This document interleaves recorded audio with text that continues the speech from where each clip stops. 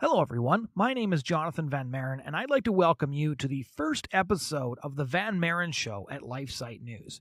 I've been working really hard on this project for quite some time now, and I'm really excited to finally launch a podcast that I think is really needed in today's alternative media landscape. Now, those of you who read my columns at LifeSite News or have read one of my books or have read my blog, The Bridgehead, will know that what I try to do every single week is get a handle on what is going on in our culture. The social changes of the last half century, since the sexual revolution essentially, right around the world, but especially here in the West, have been absolutely staggering to consider.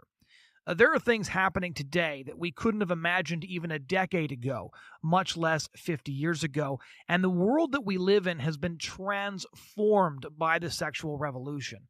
And because of this, it's often very hard for those of us with Christian views, those of us who identify as socially conservative or pro-life, to find sources of information, to find sources of news, to find storytellers that accurately reflect our worldview and that let us know what's actually going on.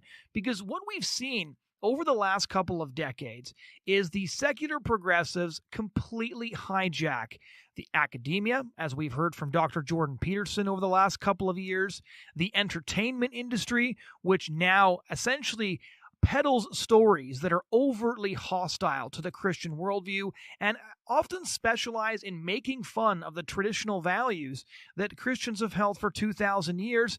And yes, even politicians.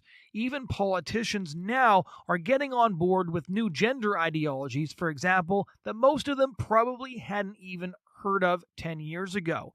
And one of the things that I have found so frustrating is that as somebody who has worked in the pro-life movement now for 10 years, I also get to meet amazing, incredible men and women on the front lines of the culture wars every day. Men and women who have been working in the pro-life and pro-family movement for years, making incredible sacrifices and doing incredible things. And yet the vast majority of people, even those who are Christian, even those who are pro-life, even those who are socially conservative, have never heard of these people and have never heard these stories.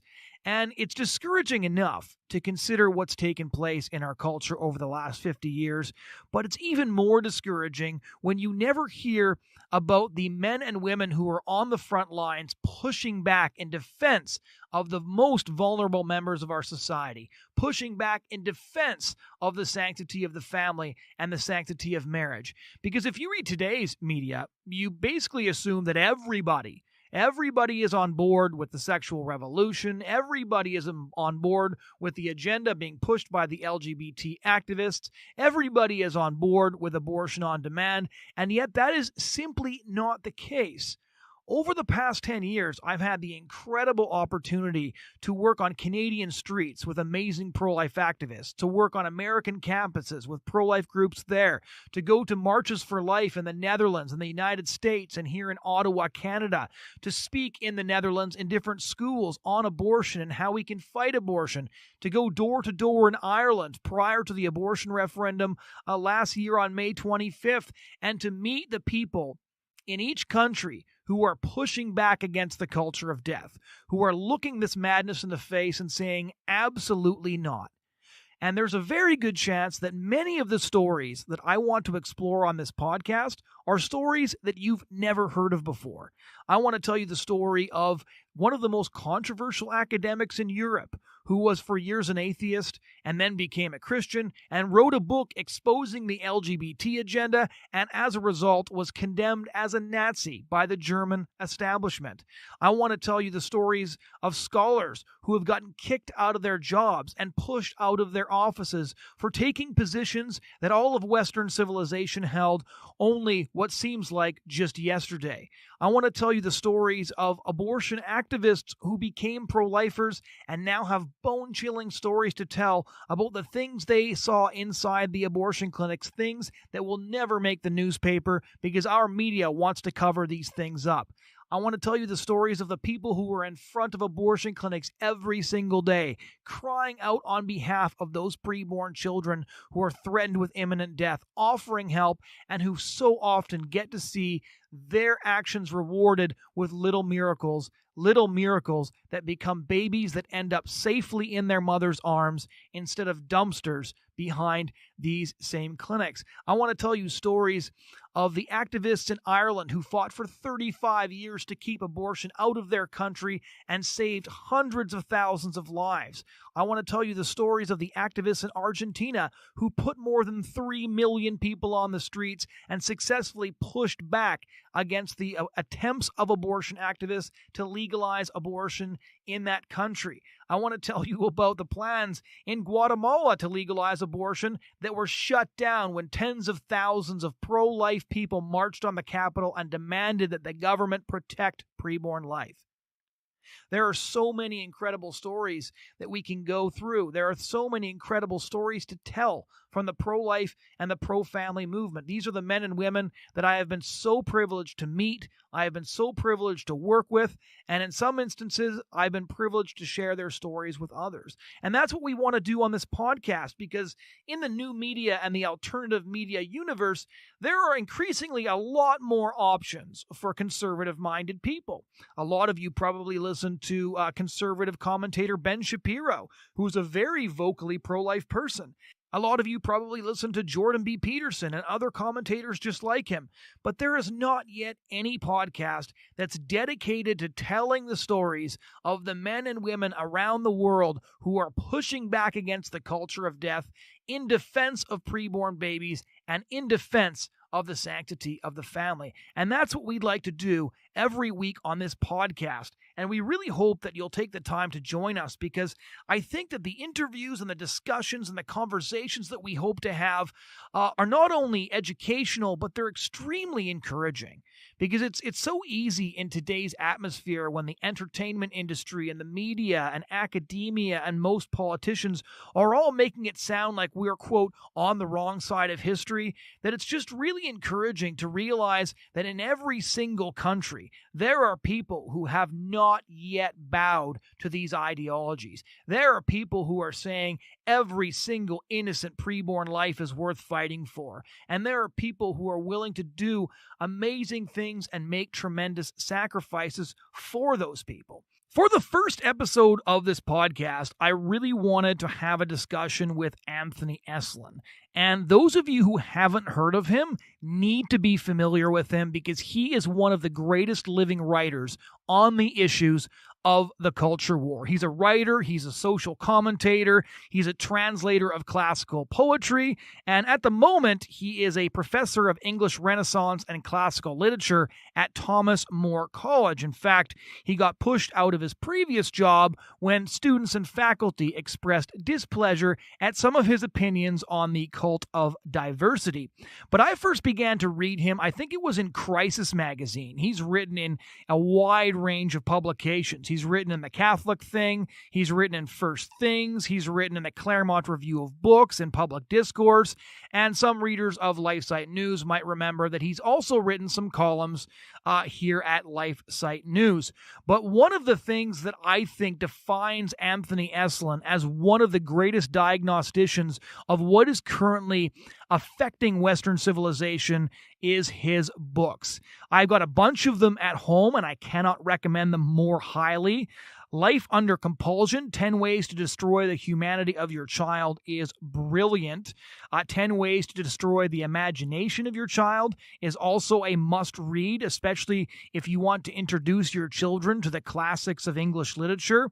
His book, Real Music, A Guide to the Timeless Hymns of the Church, which comes with a CD, is also wonderful, but by far, Anthony Esolen's best book, in my opinion, is Out of the Ashes, Rebuilding American Culture, which was put out in 2017. This is, in my opinion, hands down the best analysis of what is going on in our culture, and it's also one of the most encouraging analyses because Anthony Esolen refuses to cede defeat to the barbarians at the gates. He refuses to give up and say, those who support the killing of preborn children, those who want to tear down the statues of our forefathers, those who want to redefine marriage and bring in every new gender ideology that happens to roll across the floor of the Queer Studies department? He says absolutely not. Esolen's book is quite simply a must-read for anybody who wants to get a grasp of what is happening in the West and where to go from here, how we can get back what our forefathers left to us. He's also recently written a book that just came out called Nostalgia, Going Home in a Homeless World. And so to start off this podcast on the culture wars, on what it means to be a Christian, what it means to be a social conservative in a society that's going mad, I want to start off with this discussion with Dr. Anthony Esolen. I was hoping to first talk a bit about your book, Out of the Ashes. Okay.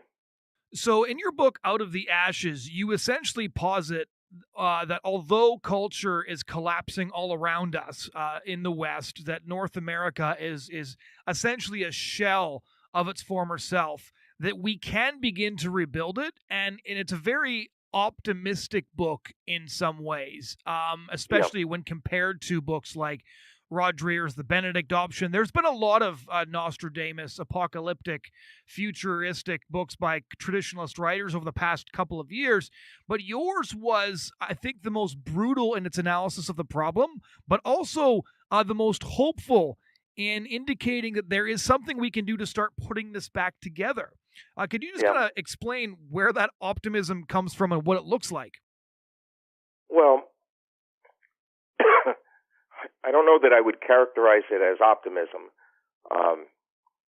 because I'm temperamentally not an optimistic person. Right. I think it comes from whatever you would call optimism. Whatever it is that's in that book there comes from two sources. One is the Christian virtue of hope. I do not believe that God has abandoned the human race to its own stupid and empty imaginations. That there will be raised among us saints, and out of this muddle, something good, something glorious will come. I have no idea when.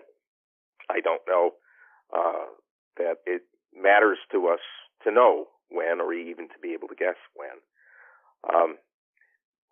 But what related to that is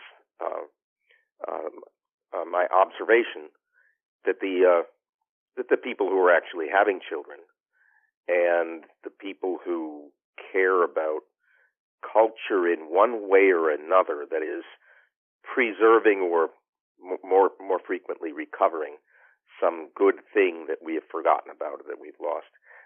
Those people tend to be deeply religious people. And this goes across the Christian denominations. That they're the ones who are having children, and they're the ones who are founding schools. And now I turn from the virtue of hope to just opening my eyes and seeing what's going on right in front of me. If we'd had this conversation 10 or 12 years ago, and you said, well, name for me some schools that are adopting some of what you recommend in Out of the Ashes, I would have been at a loss. I might have been able to say, well, there's this over here, there's that over there. But now such schools are being founded by Catholics and by Protestants all over the place. The so-called classical Christian schools. Every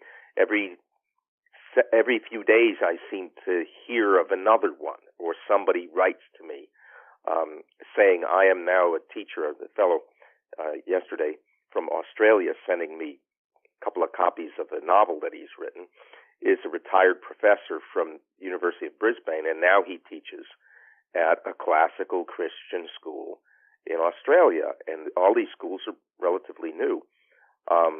They're at their inception. They are multiplying.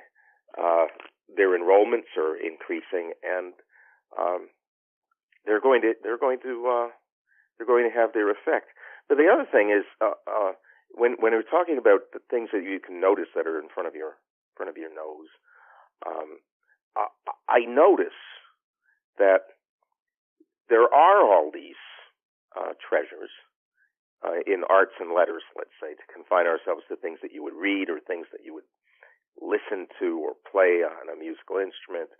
And they're just there. The left has abandoned them. The conservatives sometimes behave as if they never knew they existed in the first place. But they're there. And they're all ours. They all belong to sane people before this dreadful age. Right. They're there. It's like there's a huge, big pile of unused artillery. It's right there. Your opponents don't want to go near it. They slander it. They've consigned it to damnation. But it's there. It's right there. And you have to think, well, eventually somebody is going to get smart enough to say, hey, why don't we use that artillery? And I'm talking about all the great works of literature and art and music that have characterized the Western heritage.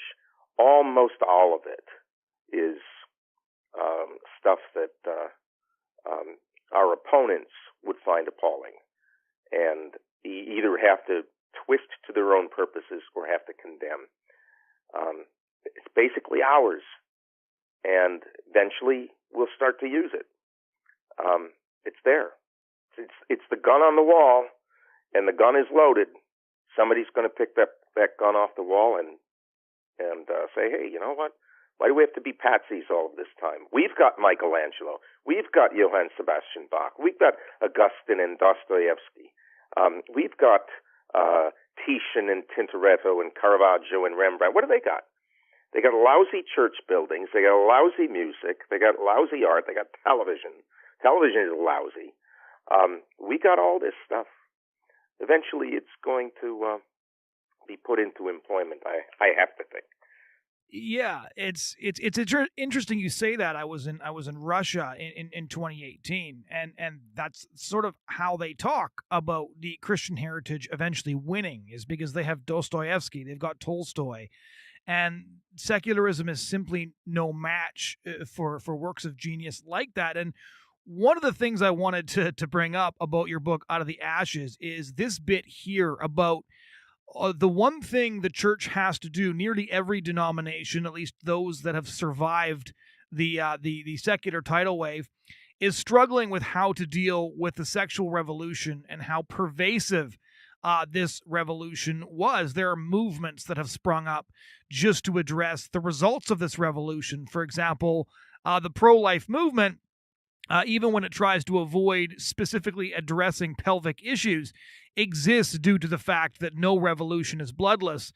That people said they wanted to, make love, not war, but it turns out they were ready to do both, and that even though there was nothing they were willing to die for, there was something they were willing to kill for.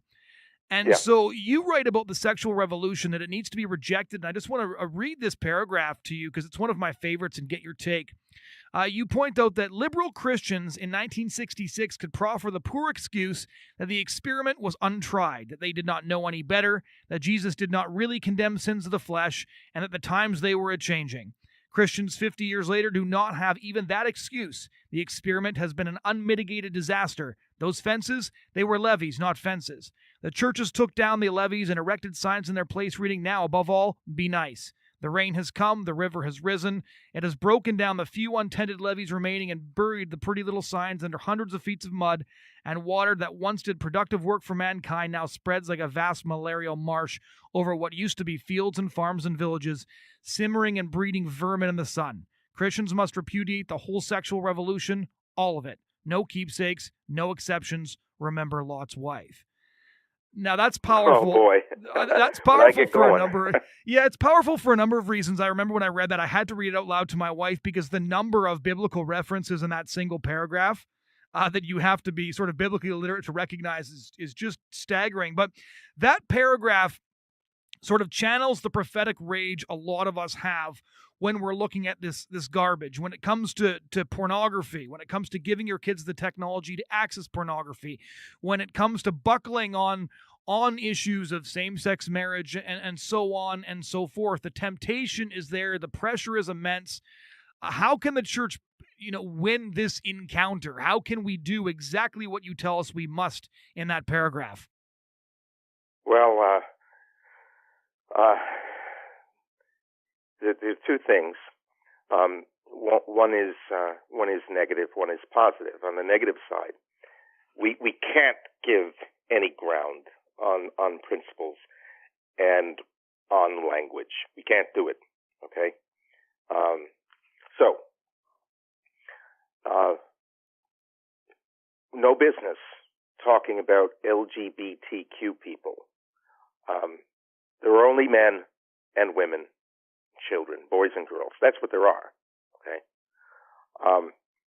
What sins people have fallen into, they are not to be defined by those sins. And what temptations they have, they're not to be defined by their temptations. We can't even buy the terminology of the opponents and the self-identification. We can't say, for instance, that there are such things as gay Christians. There aren't. There are men and there are women. Okay, we would use those nouns or those adjectives only in a loose sense, as if we might say, well, that man over there is a thief. We don't mean that he is essentially a thief. We mean that he has stolen things. And if he ceases to steal things, we don't call him a thief anymore. If he has temptations to steal which he resists, we might worry before we stop saying, that guy over there is a bit of a thief. But when we say he's a bit of a thief, we're saying this guy has stolen things in the past and he's inclined to steal now.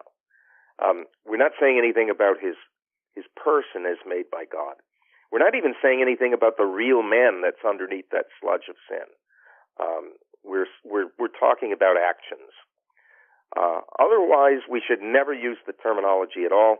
There is no such thing as a transgender person. There are only boys and girls and men and women, and they may have mutilated themselves, but we can't give way on the language. Period. Now, but the second thing is, and of course, we have to preach without regard to whose feelings it's going to hurt. We have to preach that all of these sexual sins are in fact sexual sins, and that they do grave harm to the common good and to the person who engages in them. We can't be nice about that. Cancer is not nice, and this stuff is cancer. But on the positive end, we really have to form the imaginations and the habits of our young people. We can't just say, okay, all right, you guys don't fall into that bad habit. That's not enough. The bad habits are everywhere around them to entice them. We got to give them something else. So we can't say, for instance, to use as an analogy, we don't want you watching this bad TV over here. Okay, we ought to give them something good to do. Right, the good will be so appealing and so habitual to them that the bad, they will see the bad as bad, and not just as morally bad, but as kind of stupid and tawdry and dishonorable and disgusting, petty, something that it's like eating mud. Why would you eat mud once you had tasted real food? Right. And we haven't done that. So, for instance, we expect young people to follow the moral law and, to get married, have children, and so on. Well, we give them no guidance in this. It used to be considered, as a matter of course, that grown-ups would take the lead in bringing young people together, boys and girls, in a healthy way, so as to give them practice for courtship, and then to give them opportunities for real courtship when they were old enough, and to kind of nudge them into this, because sometimes people are a little timid, sometimes they're lazy, so that we could get the young people married, right? When we're not doing this, we're not setting up situations where boys and girls can have fun, innocent fun with each other, precisely as members of their sex, right? For the members of the other sex, we're not doing that.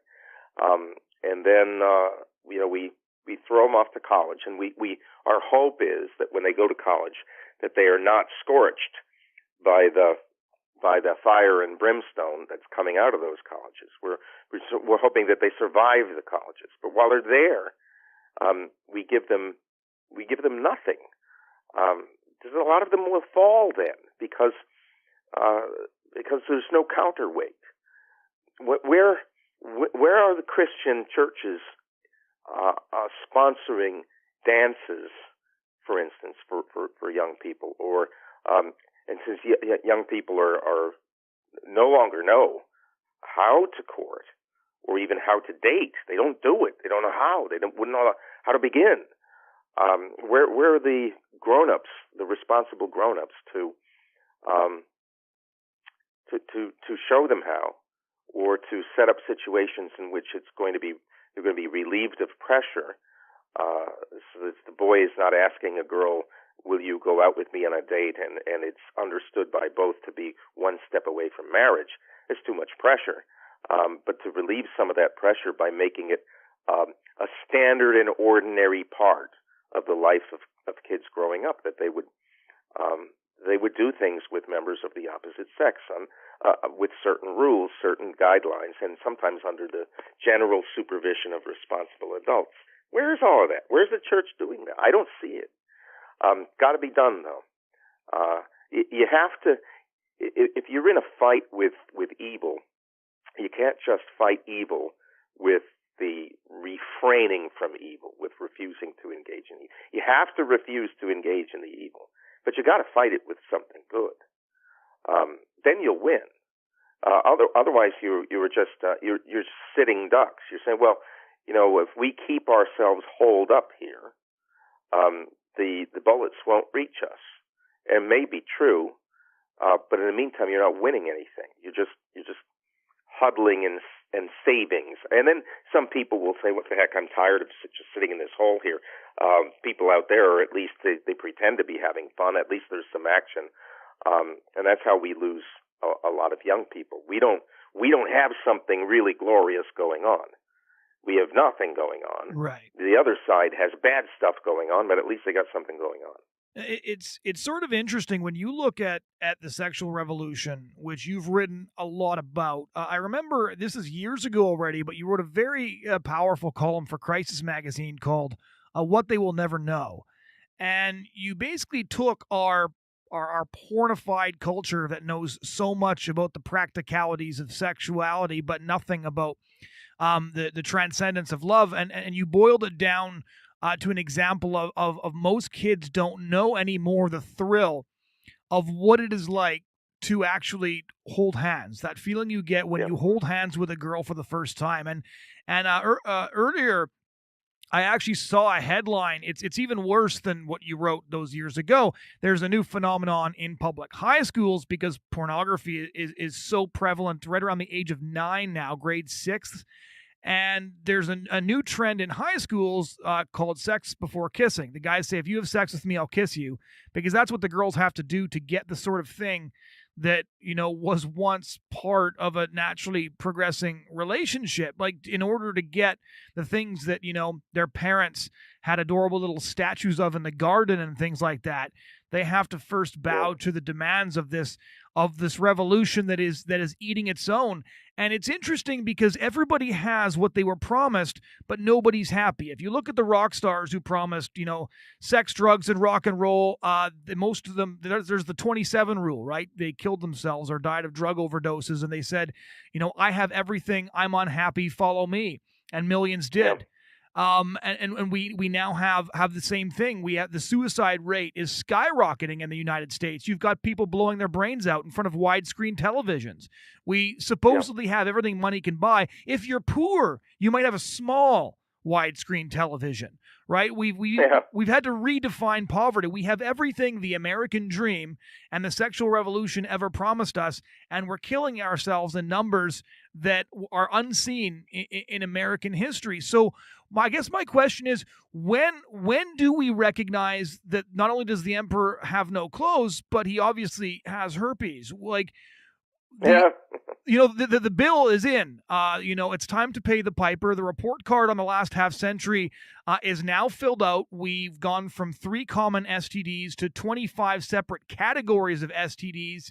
There is no standard by which the sexual revolution can claim genuine progress, at least in terms of human flourishing and happiness. Even those left-wing academics who took over the universities, they've had the universities for 50 years, and if you read the headlines, there's still places rife with transphobia, racism, homophobia.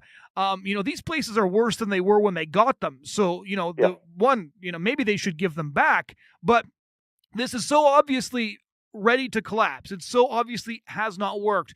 What moment, what does it take for us to recognize, this thing is over? It hasn't worked. We're unhappy. We're miserable. We're literally killing ourselves. What does it take?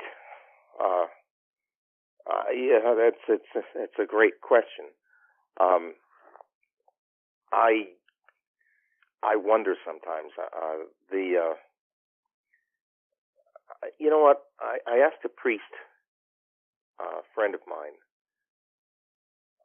about the apostasy of priests who are somewhat older than I am, right? So they would have been in seminary when all the madness was coming out for the first time in the 1960s. And I said to him, what do you do with priests who have basically abandoned almost all of the faith, who are in a state of apostasy? And they're still priests. They still act as priests because that's the job they were trained for. They don't know how to do anything else, and they infest the churches. We're waiting for them to retire and leave finally. He said to me that it requires a miracle of God, because the grace of the priesthood are so great, that when you deny them or when you betray them, you're really in a spiritual hole. Something comparable may be said about everybody in this crazy world that we're in right now, especially those who were the standard bearers for the sexual revolution. They're still among us. They had promised so much and delivered so little, and staked their whole beings upon these promises, that they're really in the grip of a kind of demonic cycle. No amount of evidence is persuasive to them. They have doubled down on the same bad stuff, right? I mean, even 10 years ago, who would have imagined that cases would go to the Supreme Court involving whether a boy could be a girl or a girl could be a boy? I mean, it's crazy. Even 10 years ago, people would have thought it was crazy. We're not dealing here with people for whom bringing forth evidence can have any effect. Once you've accepted the revolution in principle and acted upon it, it's got you in its talons as if it were a demon itself. And it would take a miracle of God to pry those individual persons from that power. Unfortunately, obviously we need to do our best to minister to such people, but right. They really require that, and there are millions of such. They really require a kind of exorcism. We need to work with reason and evidence. We need to work on the people who haven't yet succumbed to the principles of the revolution. And so that's where I've been wondering, actually, if you look at the transgender thing. Somebody asked me recently, how far do you think that this thing can go? And my response was that the transgender wave is going to be one of two things. It's going to either signify the complete and total victory of the LGBT activists and the relativists, the complete domination of our culture in terms of we can live how we want. Even nature is now legally by law subject to our delusions, our whims, what we want to do. Or this is where the revolution breaks apart. Because there are a lot of liberals, there are a lot of old guard feminists, there are a lot of people that were totally on board with Joe marrying Bob who just cannot get on board with the idea that Bob can become Susan, or that Joe can become pregnant, or that Sally has a penis.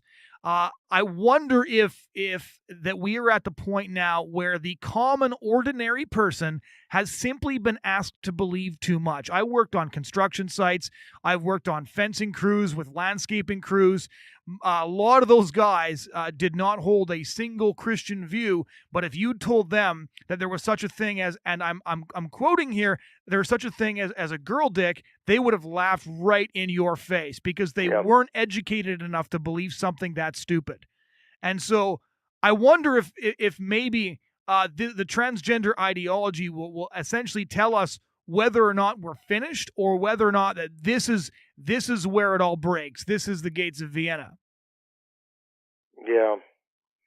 I would hold out no hope from the old guard liberals and the feminists, unfortunately, with few exceptions. They will, and they always have disappointed us. We always believed, for instance, that some of the old guard feminists would come around on abortion because they would see the craziness there and the deep hatred of the woman's body that abortion expresses, but they won't. They're not going to be allies. I hate to say it, but they're not going to be. It's not going to happen. In an analogous way, I suppose I hold out no hope from female politicians who call themselves conservative. They will back down. They will back down every single time. The feminism itself is a disease that ruins their immune system and makes them easy prey to attack. And they'll have a bad conscience about it for an anthropological minute or two, but then they'll get on board. They'll get on board for one reason or another. The people in the construction crews, the men have not been deceived.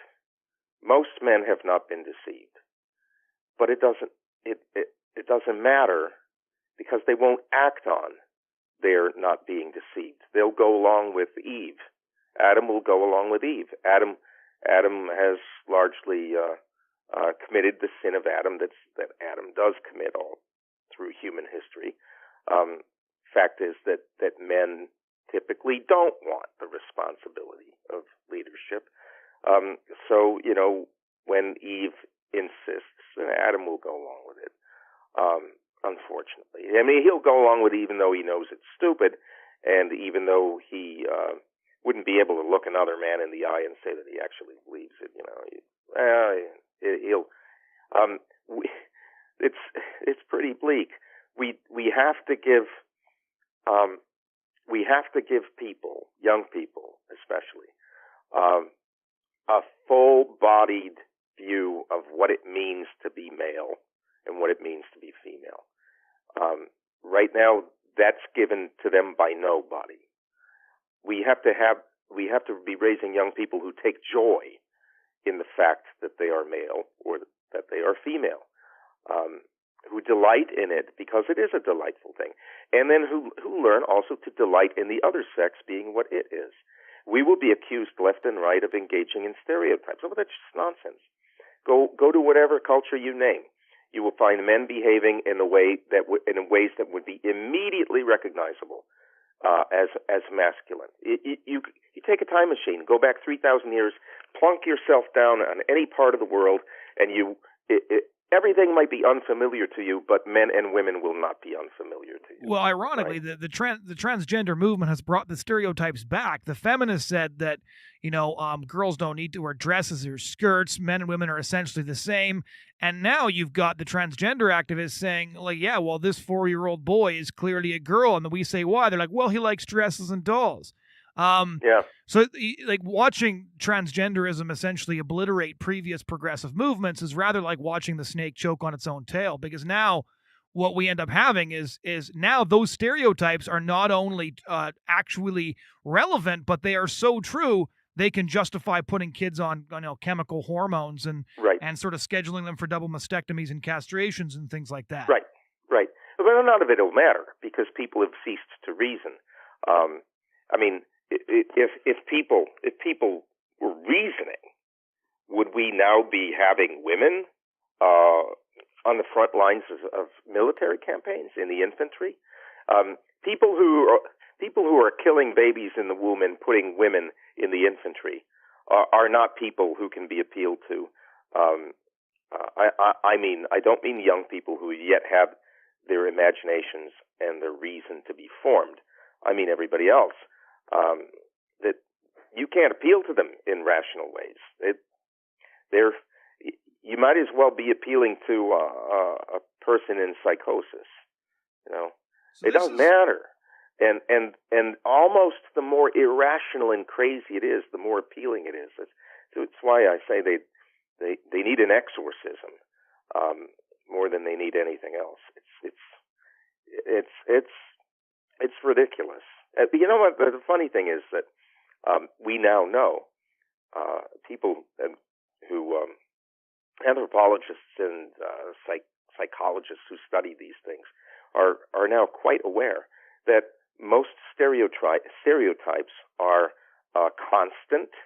With regard to men and women, they are constant across cultures. They are very clear, and they are very reliable too.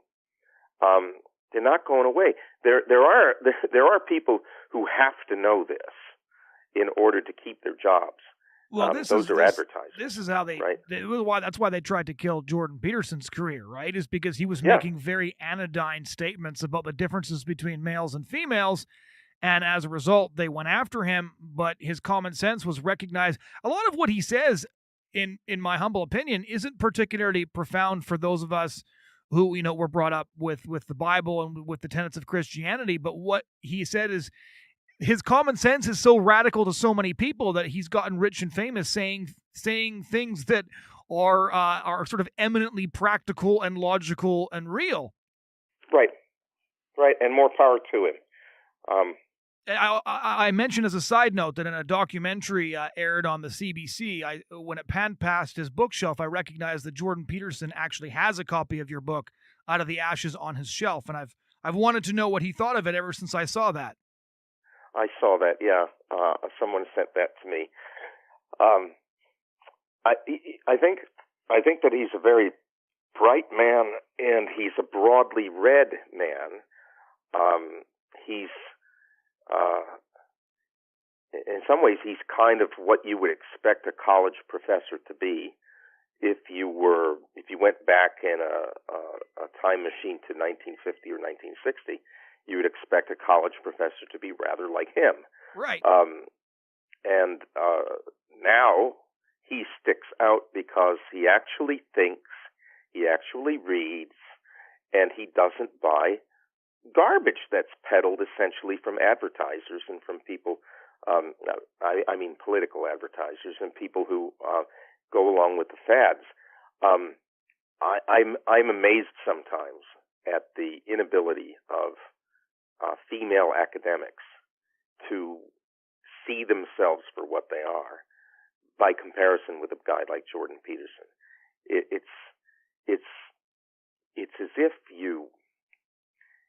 as if you were embarrassing yourself on a stage, but you had no self-awareness at all and no terms of comparison. That was Nero, you don't wasn't it? even know how dumb you look. And it's not just, let's say, for 2 minutes on a stage in Peoria. This stuff is being recorded, and it'll be available for centuries for people to look at and see how stupid we were right now at this time. And they're not afraid of that. I'm amazed by that fact. Yeah, that brings me directly to your most recent book, which is called Nostalgia: Coming Home in a Homeless World. And the one sentence that describes your book that you delineate quite carefully is probably, there's a lot to unpack there, but this one sentence: America's political elite has a stake in the destruction of cultural memory. That statement encapsulates, I think, most of your writing career. Your How to Destroy the Humanity of Your Child, How to Destroy the Creativity of Your Child, then your book called Real Music, Out of the Ashes. Almost all of your books sort of focus on this theme. How would you unpack that sentence for those who don't understand what you mean by the political elite and what you mean by the destruction of cultural memory? Okay, well, the political elites now, it's a vast parasite, basically, right? I mean, how much does government at all levels cost us or soak up from us? A third of our income, more than a third, in my case, near 50%. And for what? What do we get from it? We get largely cycles of dependence and layer upon layer of bureaucracy. There is no incentive built into government at all levels to actually solve any problem. You want people to be as dependent as possible upon the state, so that the state can grow not just in size but in its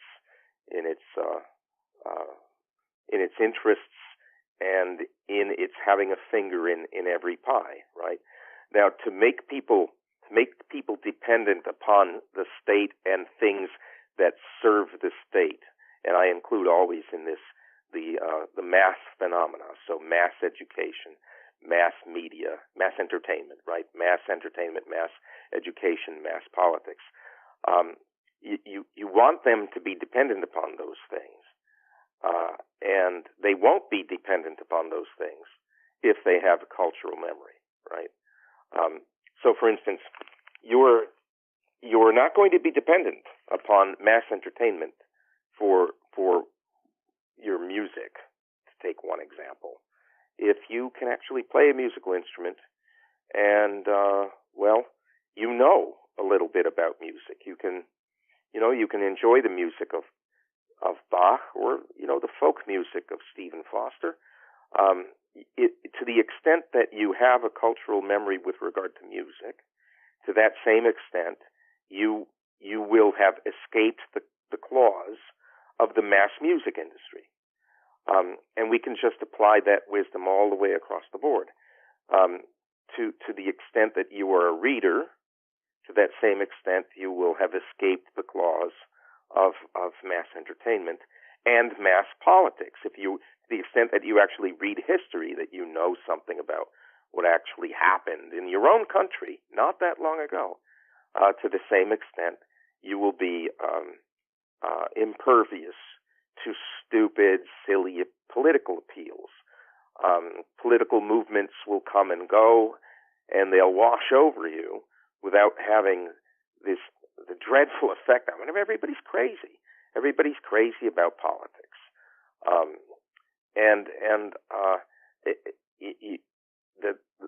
the state as such has no interest in having citizens that are not easily manipulated. So our government schools don't want young people to be broadly cultured, because if they are, they'll be impervious to the political lessons that those same schools are there to peddle. Now, if you've got kids reading Dostoevsky, they're going to be a lot less likely to buy the stupid stuff that the school is actually now in existence to preach. Right. And So I mean, in a certain sense, this gives the sane people and Christians great opportunity. All the other institutions have abandoned these things, but we don't have to abandon them, right?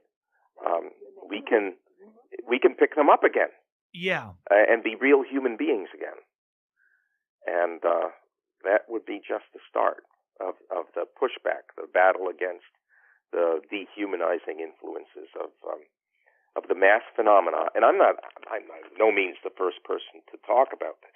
Gabriel Marcel was talking about this in the 40s, and Romano Guardini is worrying about what's happening to the human soul because of mass phenomena.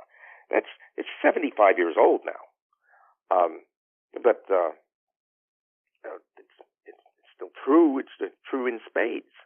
Our schools are far worse than they were 75 years ago. Far more intrusive, far more suspicious of culture in the local sense, such as family and family traditions, and far more suspicious of the cultural inheritance of the West. That's why they don't want to teach it. They don't want to teach Milton. Well, you have to teach about Genesis. Yeah. Take Milton seriously? They don't want to do that. Well, you wrote a book on nostalgia in a time when history has been largely replaced by social studies, and this is really applicable just because people largely don't even know what they're nostalgic for. They don't know who the great history, they don't know the great men and women of the past, because as Chesterton once said, progressives are always afraid not of the vices of the past, but of the virtues, which is why they have to discredit the past. And what you're seeing now is our previous generation was either entirely racist, entirely homophobic. Now it's transphobic, which was everybody, up to an hour or two ago. The famous statement, in the future, everybody will be famous for 15 minutes. I like to turn that around and say, in the future, in 15 minutes, everybody who was previously will become evil, because these new ideologies are accumulating at such a rapid clip that people who accepted the first 4 or 5 things, might get hung up on the next one, and then they join the ranks of those who have been thoroughly discredited by the current social experiment. How do you start to how do you point that nostalgia in the right direction and define it for people? Because people need to know what they're nostalgic for, and that's largely what you point to in your book. Right. 2 things. One is what every human being needs, and that is home. We are now we're now homeless people. We have houses, most of us. We have roofs over our heads, so we get to sleep, and the rain doesn't drip on our heads, right? But very little sense of place, very very little sense of belonging anywhere. But human beings really need that. When they don't have that, they seek it out with very bad substitutes. So now, for instance, a replacement home would be a political party. Well, yeah, I mean, fat lot of good that'll do you when you're sick and dying, to think, oh, well, yeah, I belong to this political party. Nobody cares. When the real difficult things in life come up, when you're about to lose everything, to think, well, I belong to a political party. I took part in a lot of political rallies, but big deal. It doesn't matter. It's empty. So people are seeking in the first instance a real home here on this earth, and they don't have it. And they seek substitutes, and the substitutes are cruelly disappointing. The other thing is, we learn this from Scripture and from the whole of Christian tradition. They're seeking a home that is not here.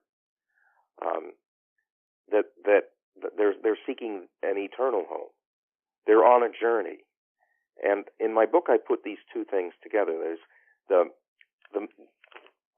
the people who are most rooted in place and time and culture and cultural memory, family, and the history of the place where they were born. Those people are more, not less, but more likely also to be on a pilgrimage in this life, through this life, towards an eternal home. The people who are spiritually homeless, who have houses but not homes, they are less likely also to be seeking the eternal home. They're less likely to be on pilgrimage, but they're very active in a frenzied and ultimately ineffectual and frustrating way. They thrash about, seeking on this earth in, let's say, political movements, a home that does not provide the goods that home provides, even on this earth. And they have replaced the eternal home to which we are moving, for which we are on pilgrimage, with, I don't know what, some hazy, progressive vision of everything being wonderful in the future, though the details of that future they never trouble to tell us, because they don't half believe that it's going to be wonderful either, right? So you have no home now, but you believe in a vague way in the future, but even the future is frightening. That's why half of the stuff that young people read now is futuristic dystopias, you know? I mean, the people who have no aim towards heaven, they themselves don't believe that the future is going to be good, but that's all they have. So my book is about nostalgia, not just for going home in the sense of recovering what we've lost from the past, but returning to the pilgrimage, which the progressives have abandoned. I call them stick-in-the-mud progressives. So, before, because we want people to actually to buy the book and read it all for themselves, but could you give our listeners one big practical thing that they can do that you urged in your book, so that everybody can kind of get started? Because, again, one of the reasons I appreciated your last 3 books is that you don't just give a devastating analysis of what the culture is like, although, as that paragraph I read earlier indicated, you're quite capable of sounding quite Old Testament when you decide to, but because you actually do give things to do. You actually give advice. You give things we can all do to start building strong families, strong communities, and actually do something that allows us to feel like if we start with ourselves and start with our own families, the culture can be rebuilt because families are the building blocks upon which a culture has been built. And as you pointed out earlier, it's not the progressives who are having kids. They're too worried about climate change. So what are a practical thing or two we can leave our listeners with before they go out and buy your book? Okay. One, you're young. Get married already. What are you waiting for? You waiting for everything to be economically perfect? Your grandparents didn't wait for that. Get married already, okay? Get married, have kids, and don't worry about whether you are behaving in ways that your grandparents and great-grandparents would have recognized as masculine and feminine. That's just nature. Go with it. Don't let anybody tell you that there's something wrong with the wife behaving as a wife and husband as a husband and mothers and fathers, etc. Just do it already. Second, if you have your kids in school, why? What for? Those kids are being fed poison constantly. Don't say to me, well, it's poison isn't all of what they're getting there. I don't care. You have a dinner of filet mignon and rat poison. You don't say, well, it's only 20% rat poison. 20% rat poison will kill you. Doesn't matter what the rest of it is. Get your kids out of there. Do it yesterday, okay? Long overdue. You can't teach them at home. That's nonsense. Teach them at home. What do you have? What do you have your jobs for if not to raise your children? And if your work is not benefiting your family, what the heck is it for? Get those kids out of there. Teach them at home if you have to. Teach them at home. Put good books in front of them.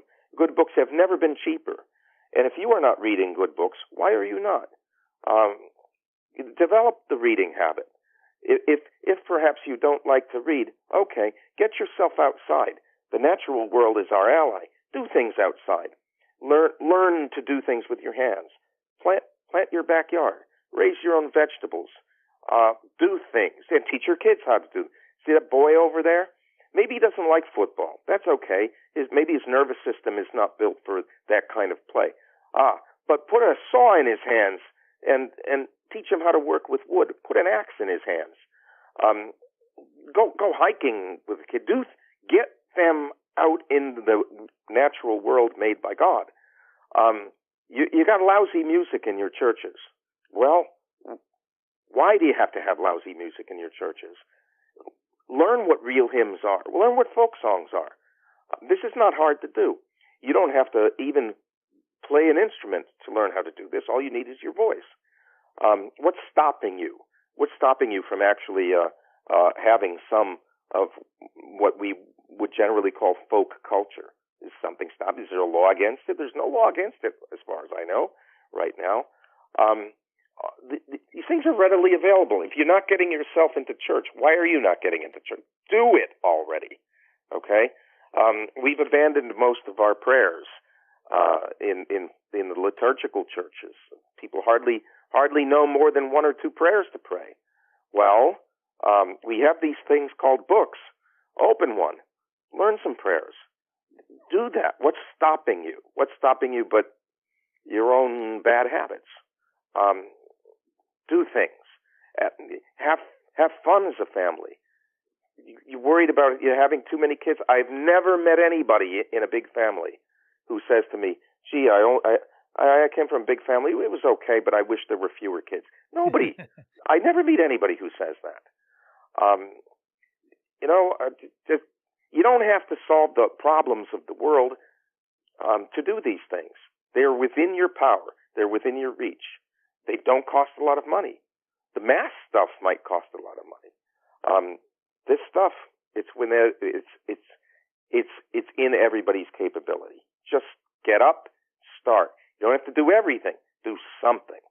See that sewer has backed up over there, and it's spilling out into the road. Get your shovel and start. Do something. That's my message here.